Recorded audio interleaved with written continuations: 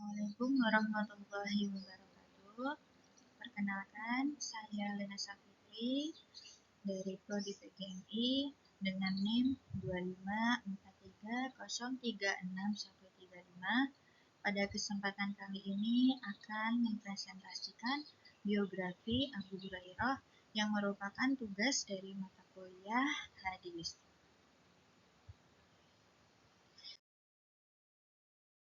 Siapa itu Abu Hurairah?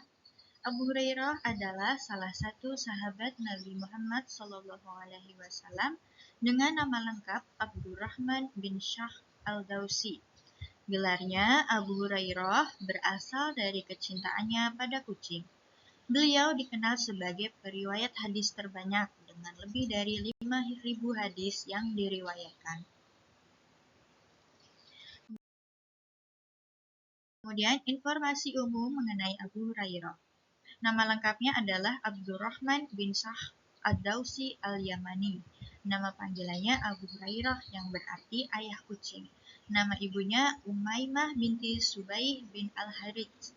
Abu Hurairah lahir di Yaman sekitar 21 tahun sebelum Hijriah atau sekitar 603 Masehi. Beliau wafat di Madinah pada 59 Hijriah atau 678 Masehi di usia sekitar 75 atau 76 tahun yang dimakamkan di Al-Baqi Madinah. Abu Hurairah berasal dari Bani Daus, Yaman. Kemudian peran Abu Hurairah selain menjadi perawi hadis di masyarakat, beliau adalah pimpinan Al-As-Sufah. Beliau juga pernah menjabat sebagai gubernur Bahrain pada 640 sampai 641 Masehi dan juga pernah menjabat sebagai gubernur Madinah pada 660 sampai 662 Masehi pada masa Khalifah Umayyah. Selanjutnya riwayat pendidikan dan guru Abu Hurairah. Pendidikan masa awal mengenai Abu Hurairah sangat terbatas, yang mana beliau tumbuh di Yaman di lingkungan yang menyembah berhala. Kemudian setelah beliau masuk Islam pada tahun ke-7 Hijriah, beliau hijrah ke Madinah mendampingi Nabi Muhammad SAW selama sekitar 3-4 tahun dan juga termasuk dalam kelompok As-Sufah yang tinggal di serambi Masjid Nabawi dan fokus belajar ilmu agama, menghafal Al-Quran dan hadis serta ilmu agama lainnya. Kemudian guru Abu Hurairah, guru utama beliau adalah Nabi Muhammad SAW dan juga sahabat lainnya seperti Abu Bakar As-Siddiq, Umar bin Khattab, Ubay bin Ka'ab, Al-Fad bin Abbas, Aisyah binti Abu Bakar, Usama bin Zaid dan Ka'ab al-Ahbar. Selanjutnya, murid-murid Abu Hurairah. Murid Abu Hurairah terhitung kurang lebih ada 800 orang dari kalangan sahabat dan tabi'in. Di antara murid-murid beliau yang terkenal adalah yang pertama ada Sa'id bin al-Musayyib, yang mana juga menantu dari Abu Hurairah. Beliau adalah salah satu ahli fikih yang termuka pada masanya. Kemudian yang kedua ada Hammam ibn Munabih, yaitu satu dari 9 murid utama Abu Hurairah yang mendapatkan pendidikan langsung dari beliau. Hammam ibn Munabih menyusun Sahifah Hammam ibn Munabih yang merupakan kumpulan hadis yang diperoleh dari Abu Hurairah dan dianggap sebagai salah satu naskah tertua dalam periwayatan hadis secara tertulis. Kemudian ada Muhammad bin Sirin, yaitu ulama yang terkenal ahli dalam tafsir dan ilmu mimpi. Karyanya yang paling terkenal adalah Tafsir Al-Ahlam atau interpretasi mimpi. Kemudian ada Zurarah bin Aufa Al-Qadi, yaitu ulama dan perawi hadis yang dikenal sebagai sosok terpercaya dan memiliki ingatan yang kuat. Abdurrahman bin Hurmuz atau Abu Zurah, perawi hadis yang riwayatnya banyak terdapat dalam kitab-kitab hadis seperti Sunan An-Nasai. Ia juga dikenal sebagai seorang yang cakap dalam bidang ilmu bahasa Arab. Kemudian yang terakhir ada Abu Salamah bin Abdurrahman, yaitu perawi hadis yang sering berdiskusi dengan para sahabat seperti Ibnu Abbas dan Abu Hurairah. Riwayatnya dapat ditemukan dalam kitab Sunan An-Nasai dan lainnya. Ia juga dikenal sebagai seorang yang memiliki pemahaman yang mendalam tentang ajaran Islam. Kemudian kredibilitas hadis Abu Hurairah sebagai seorang perawi. Sebagian besar ulama Sunni mengakui Abu Hurairah sebagai perawi hadis yang kredibel dan dapat dipercaya. Yang pertama, dalam kehati-hatian. Mayoritas ulama Sunni mengakui kejujuran Abu Hurairah. Ia dikenal tidak pernah menyembunyikan atau mengubah makna hadis yang diterimanya dari Nabi Muhammad SAW dan sahabat lainnya.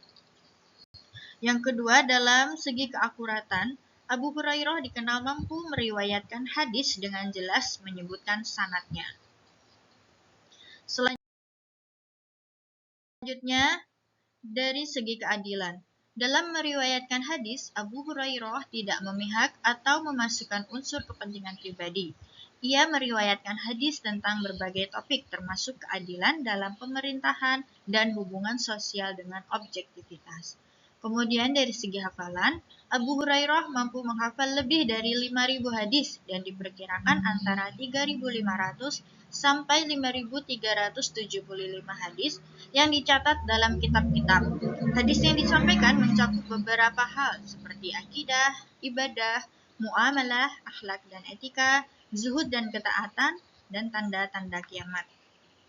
Salah satu hadis Abu Hurairah yang terkenal adalah tentang pentingnya berkata baik atau diam, yang mana bunyi hadisnya adalah Man kana yu'minu billahi wal yaumil akhiri falyakul khairan aw liyasmuh, yang artinya barang siapa yang beriman kepada Allah dan hari akhir, maka hendaklah ia yang berkata yang baik atau diam. Hadis riwayat Bukhari dan Muslim. Selanjutnya, metode dalam menghafal dan menyampaikan hadis Abu Hurairah sebagai seorang perawi. Yang pertama, metode menghafal. Mengikuti sabda Nabi secara terus-menerus. Karena Abu Hurairah merupakan bagian dari Ahal As-Suffah, dia selalu berada di dekat Nabi Muhammad SAW, baik di majelis maupun dalam aktivitas sehari-hari, sehingga memiliki kesempatan lebih banyak untuk mendengar dan menghafal hadis dibanding dengan sahabat lainnya. Kemudian doa dan pemberkahan. Pada suatu kesempatan, setelah Nabi Muhammad melihat kemampuan menghafal Abu Hurairah, Nabi Muhammad berdoa untuk Abu Hurairah. Nabi Muhammad juga pernah memberi petunjuk khusus agar daya ingat Abu Hurairah semakin kuat. Kemudian fokus dan dedikasi. Abu Hurairah sangat fokus pada tugas menghafal hadis dan rela mengorbankan kenyamanan hidupnya. Kemudian yang kedua, metode menyampaikan hadis. Menegaskan sumber hadis. Saat menyampaikan hadis, Abu Hurairah selalu jelas menyebutkan apakah hadis tersebut didengarnya secara langsung dari Nabi, termasuk konteksnya, seperti apakah disampaikan hadis tersebut secara empat mata atau di depan majelis. Kemudian mengutamakan keakuratan. Abu Hurairah sangat berhati-hati dalam menyampaikan hadis dan tidak pernah merubah makna atau menambah hal-hal yang tidak sesuai dengan apa yang didengarnya. Kemudian yang ketiga, menjangkau berbagai lapisan masyarakat. Abu Hurairah menyampaikan hadis di berbagai tempat seperti masjid, majelis ilmu, dan dalam kehidupan sehari-hari, sehingga ajaran Islam bisa sampai ke banyak orang. Ia juga aktif mendidik murid-muridnya agar bisa melanjutkan periwayatan hadis dengan benar. Selanjutnya, kontribusi Abu Hurairah sebagai perawi hadis. Yang pertama, beliau adalah perawi hadis paling banyak, yang mana beliau telah meriwayatkan lebih dari 5.000 hadis, jumlah yang jauh lebih banyak dibanding dengan sebagian besar sahabat lainnya. Hal ini dikarenakan beliau memiliki kemampuan hafalan yang kuat dan juga beliau sangat fokus dalam menghafal hadis, dan juga hadis-hadis yang diriwayatkan oleh beliau memiliki kredibilitas yang sangat tinggi. Kemudian yang kedua, penyebar ilmu agama. Abu Hurairah menjadi sumber utama bagi para generasi berikutnya dalam mempelajari hadis. Beliau juga memberikan kontribusi dalam menyusun Sahifah Sahihah, sebuah kumpulan hadis yang kemudian diberikan kepada Hammam ibnu Nabi. Yang ketiga, inspirasi sosial. Melalui hadis yang beliau sampaikan, beberapa contoh kontribusi beliau yang ajarkan dalam bersosial diantaranya adalah menyebarkan ajaran tentang kepedulian sosial, mengajarkan nilai persaudaraan dan solidaritas, memotivasi untuk mengajak pada kebaikan, dan menunjukkan contoh hidup sederhana dan qanaah, serta menyebarkan ajaran tentang pentingnya menuntut ilmu.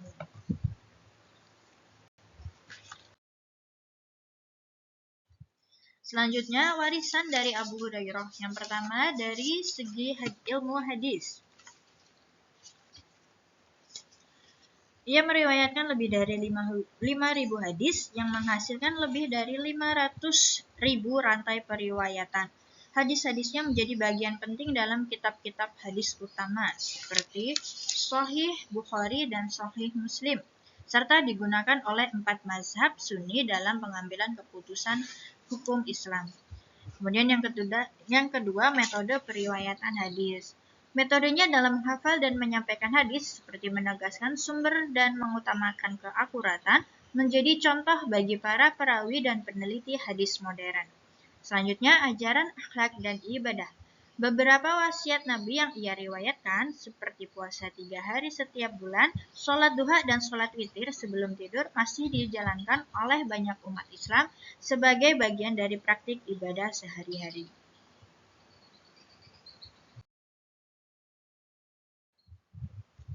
Demikian tadi presentasi yang dapat saya sampaikan. Atas perhatiannya saya ucapkan terima kasih. Saya akhiri. Wassalamualaikum warahmatullahi wabarakatuh.